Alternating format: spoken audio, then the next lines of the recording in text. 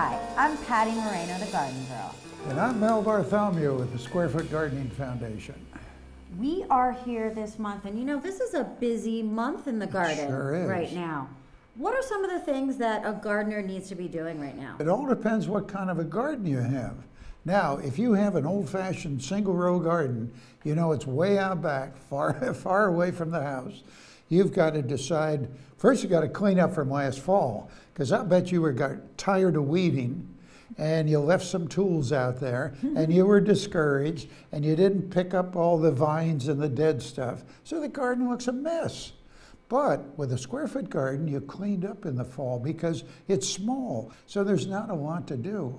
And you always keep your garden neat and tidy. And that way you'll take more pride in it, but you can go back and start working again without doing a lot of work. You don't get discouraged of having to clean up everything. So forget all about the single row garden because you got to till the soil and you might till it too soon. It might be frozen or clumps in it. If it's too wet, then you'll make a mess of the soil. You destroy the structure of the soil. So in some areas right now, it is warm enough so that you can start either planting plants or sowing seeds out in your garden. Right. Don't you wish you lived in that part of the country? I do. I just envy them so much. They have a longer growing season. But most of the country has to wait until the proper time. So, and that all depends on your last frost date. And we explained last month how to find that date and how to determine all those things. Let's talk about compost. Okay. I think there are a lot of people out there who want to start doing it, but are just kind of clueless about it. Right. Well, it's very simple because it's Mother Nature's way of decomposing anything that was once growing. Every time you replant 1 square foot, you harvest that 1 square foot, and you replant, you add a handful or a trowel full of compost, mix it in.